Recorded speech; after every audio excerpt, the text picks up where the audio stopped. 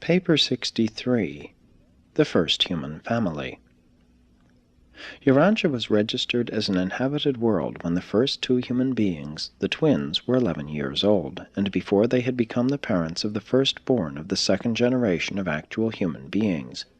And the Archangel message from Salvington, on this occasion of formal planetary recognition, closed with these words: Man-mind has appeared on 606 of Satania, and these parents of the new race shall be called Andon and Fonta.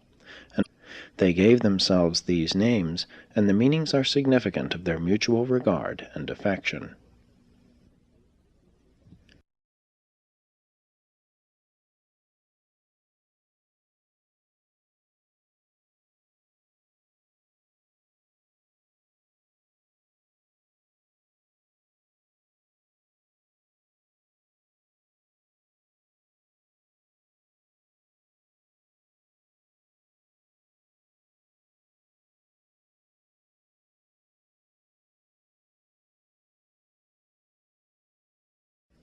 (1) Andon and Fonta.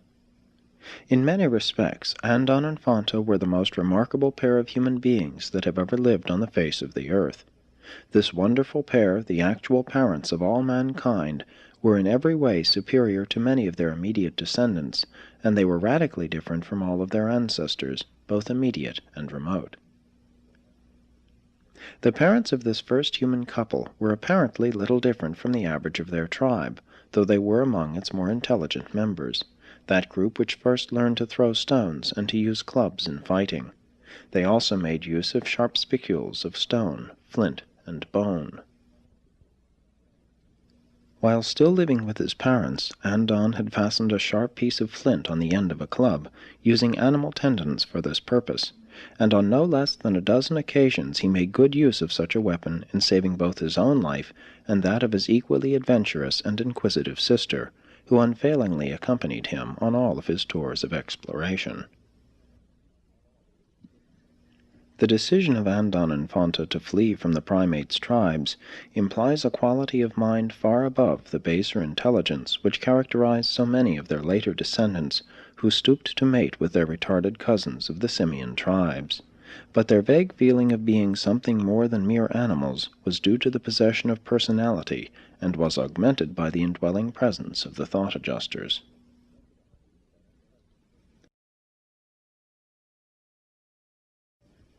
2. The Flight of the Twins. After Andon and Fonta had decided to flee northward, they succumbed to their fears for a time, especially the fear of displeasing their father and immediate family. They envisaged being set upon by hostile relatives, and thus recognized the possibility of meeting death at the hands of their already jealous tribesmen.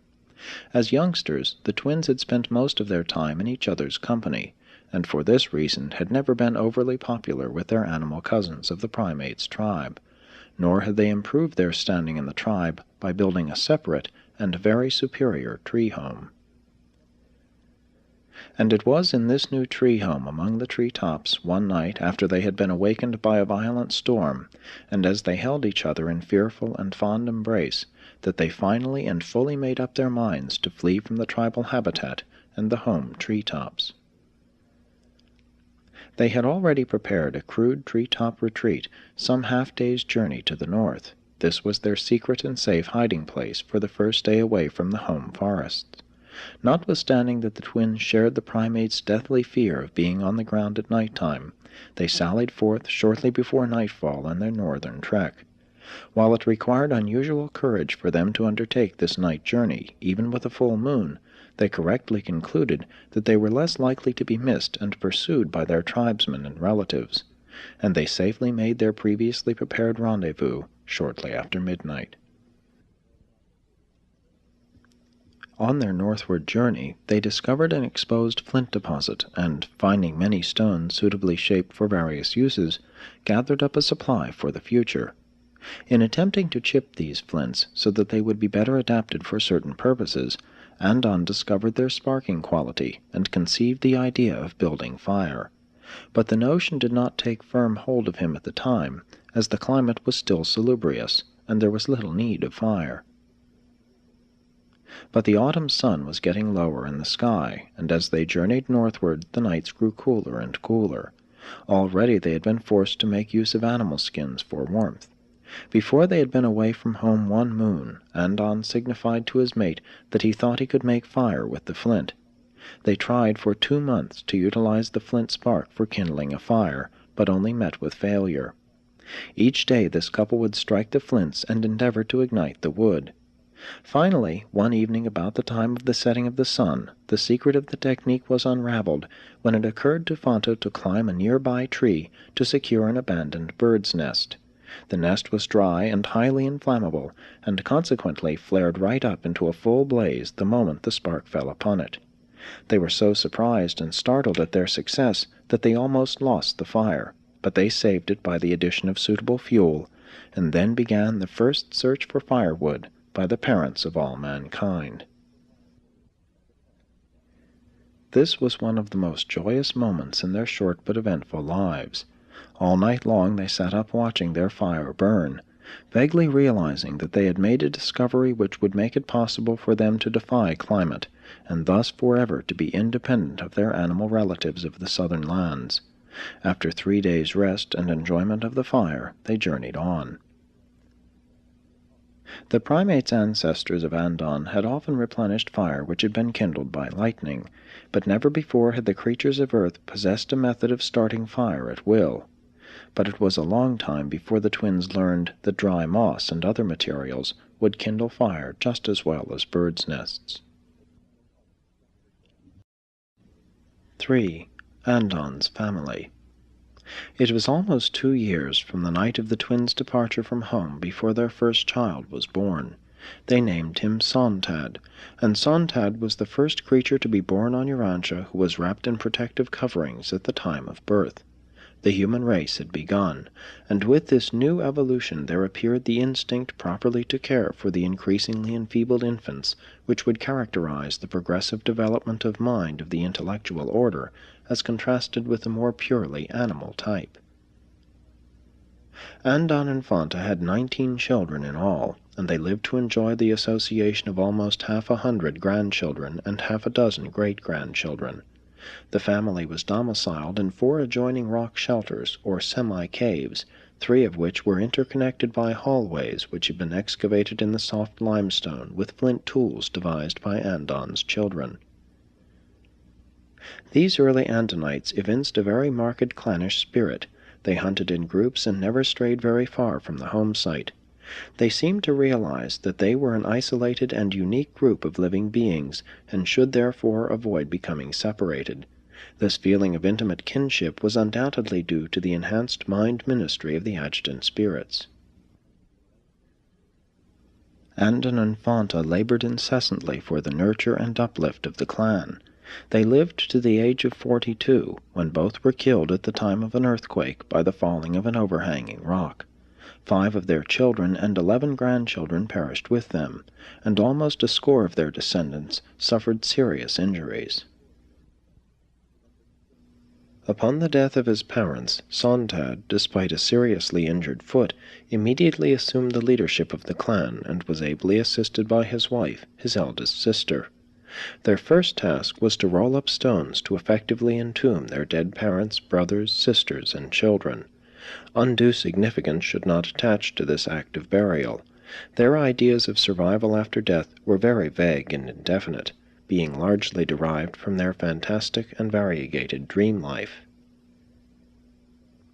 This family of Andon and Fanta held together until the 20th generation, when combined food competition and social friction brought about the beginning of dispersion. 4. The Andonic clans. Primitive man, the Andonites, had black eyes and a swarthy complexion, something of a cross between yellow and red. Melanin is a coloring substance which is found in the skins of all human beings. It is the original Andonic skin pigment. In general appearance and skin color, these early Andonites more nearly resembled the present-day Eskimo than any other type of living human beings.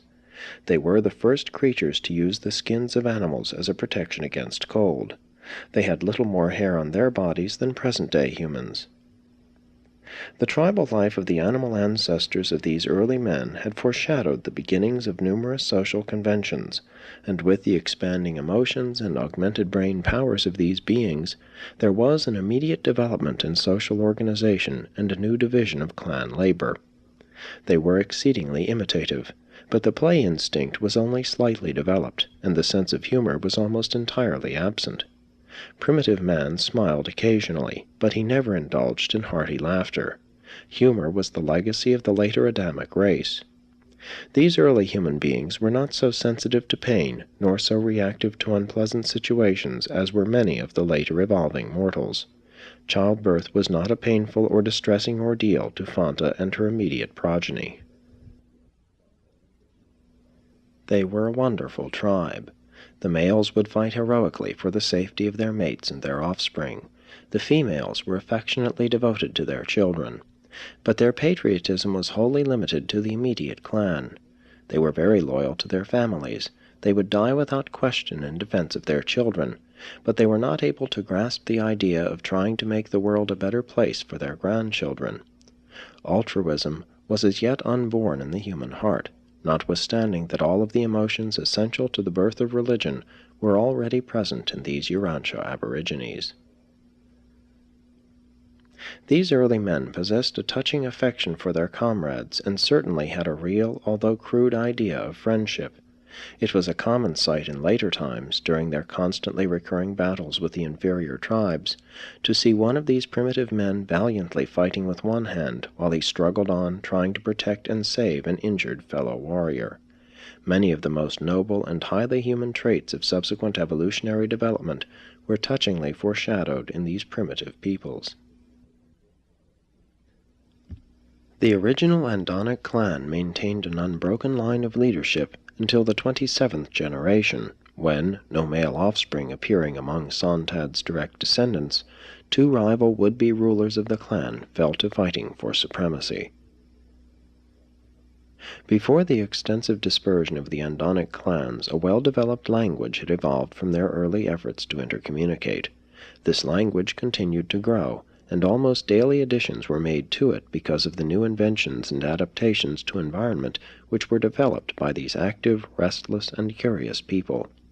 And this language became the word of Urantia, the tongue of the early human family, until the later appearance of the colored races. As time passed, the Andonic clans grew in number, and the contact of the expanding families developed friction and misunderstandings. Only two things came to occupy the minds of these peoples: hunting to obtain food, and fighting to avenge themselves against some real or supposed injustice or insult at the hands of the neighboring tribes. Family feuds increased, tribal wars broke out, and serious losses were sustained among the very best elements of the more able and advanced groups. Some of these losses were irreparable. Some of the most valuable strains of ability and intelligence were forever lost to the world. This early race and its primitive civilization were threatened with extinction by this incessant warfare of the clans. It is impossible to induce such primitive beings long to live together in peace. Man is the descendant of fighting animals, and when closely associated, uncultured people irritate and offend each other. The life-carriers know this tendency among evolutionary creatures, and accordingly make provision for the eventual separation of developing human beings into at least 3, and more often 6, distinct and separate races. 5. Dispersion of the Andonites. The early Andon races did not penetrate very far into Asia, and they did not at first enter Africa. The geography of those times pointed them north, and farther north these people journeyed until they were hindered by the slowly advancing ice of the third glacier. Before this extensive ice sheet reached France and the British Isles, the descendants of Andon and Fanta had pushed on westward over Europe and had established more than 1,000 separate settlements along the great rivers leading to the then warm waters of the North Sea. These Andonic tribes were the early river dwellers of France. They lived along the river Somme for tens of thousands of years. The Somme is the one river unchanged by the glaciers, running down to the sea in those days much as it does today. and that explains why so much evidence of the Andonic descendants is found along the course of this river valley. These aborigines of Urantia were not tree dwellers, though in emergencies they still betook themselves to the treetops. They regularly dwelt under the shelter of overhanging rocks along the rivers, and in hillside grottos, which afforded a good view of the approaches and sheltered them from the elements. They could thus enjoy the comfort of their fires without being too much inconvenienced by the smoke. They were not really cave dwellers either, though in subsequent times the later ice sheets came farther south and drove their descendants to the caves. They preferred to camp near the edge of a forest and beside a stream. They very early became remarkably clever in disguising their partially sheltered abodes, and showed great skill in constructing stone sleeping chambers, dome-shaped stone huts, into which they crawled at night. The entrance to such a hut was closed by rolling a stone in front of it, a large stone which had been placed inside for this purpose before the roof stones were finally put in place. The Andonites were fearless and successful hunters and, with the exception of wild berries and certain fruits of the trees, lived exclusively on flesh. As Andon had invented the stone axe, so his descendants early discovered and made effective use of the throwing stick and the harpoon. At last a tool-creating mind was functioning in conjunction with an implement-using hand, and these early humans became highly skillful in the fashioning of flint tools. They traveled far and wide in search of flint, much as present-day humans journey to the ends of the earth in quest of gold, platinum, and diamonds. And in many other ways these Andon tribes manifested a degree of intelligence which their retrogressing descendants did not attain in 500,000 years, though they did again and again rediscover various methods of kindling fire.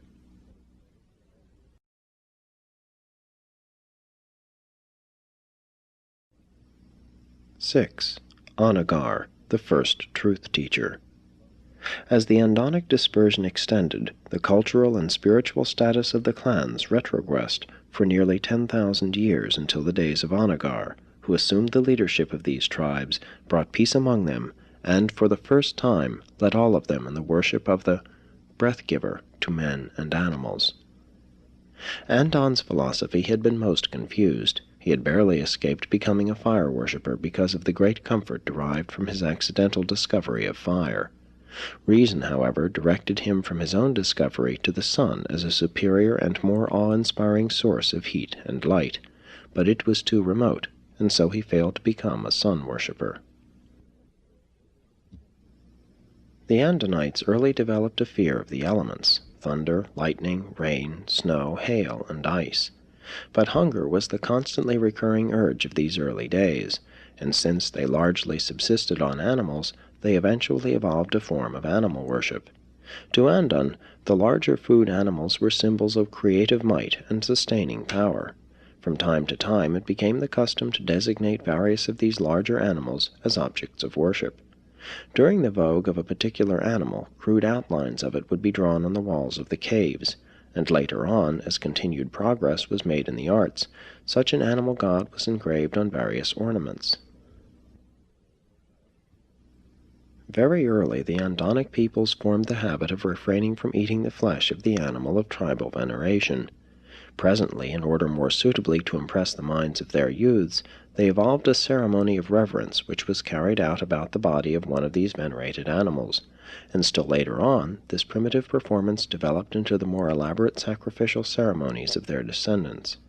And this is the origin of sacrifices as a part of worship. This idea was elaborated by Moses in the Hebrew ritual, and was preserved in principle by the Apostle Paul as the doctrine of atonement for sin by the shedding of blood. That food was the all-important thing in the lives of these primitive human beings is shown by the prayer taught these simple folks by Onagar, their great teacher, and this prayer was, "O breath of life, give us this day our daily food. Deliver us from the curse of the ice. Save us from our forest enemies, and with mercy receive us into the great beyond." Anagar maintained headquarters on the northern shores of the ancient Mediterranean in the region of the present Caspian Sea at a settlement called Oban, the tarrying place on the westward turning of the travel trail leading up northward from the Mesopotamian Southland. From Oban he sent out teachers to the remote settlements to spread his new doctrines of one deity and his concept of the hereafter, which he called the Great Beyond. These emissaries of Anagar were the world's first missionaries. They were also the first human beings to cook meat, the first regularly to use fire in the preparation of food. They cooked flesh on the ends of sticks and also on hot stones. Later on they roasted large pieces in the fire, but their descendants almost entirely reverted to the use of raw flesh. Anagar was born 983,323 years ago, from AD 1934, and he lived to be 69 years of age. The record of the achievements of this mastermind and spiritual leader of the pre-planetary prince days is a thrilling recital of the organization of these primitive peoples into a real society. He instituted an efficient tribal government, the like of which was not attained by succeeding generations in many millenniums. Never again, until the arrival of the planetary prince, was there such a high spiritual civilization on earth. These simple people had a real though primitive religion, but it was subsequently lost to their deteriorating descendants. Although both Andon and Fonta had received thought adjusters, as had many of their descendants, it was not until the days of Anagar that the adjusters and guardian seraphim came in great numbers to Urantia. This was, indeed, the golden age of primitive man. 7. The survival of Andon and Fonta. Andon and Fonta, the splendid founders of the human race, received recognition at the time of the adjudication of Urantia upon the arrival of the planetary prince, and in due time they emerged from the regime of the Mansion worlds with citizenship status on Jerusalem. Although they have never been permitted to return to Urantia, they are cognizant of the history of the race they founded. They grieved over the Caligastia betrayal, sorrowed because of the Adamic failure, but rejoiced exceedingly when announcement was received that Michael had selected their world as the theater for his final bestowal. On Jerusalem both Andon and Fonta were fused with their thought adjusters, as also were several of their children, including Sontad, but the majority of even their immediate descendants only achieved spirit fusion. Andon and Fonta, shortly after their arrival on Jerusalem, received permission from the System Sovereign to return to the First Mansion world to serve with the Morantia personalities who welcome the pilgrims of time from Urantia to the heavenly spheres, and they have been assigned indefinitely to this service. They sought to send greetings to Urantia in connection with these revelations, but this request was wisely denied them. And this is the recital of the most heroic and fascinating chapter in all the history of Urantia, the story of the evolution, life struggles, death, and eternal survival of the unique parents of all mankind. Presented by a life carrier resident on Urantia.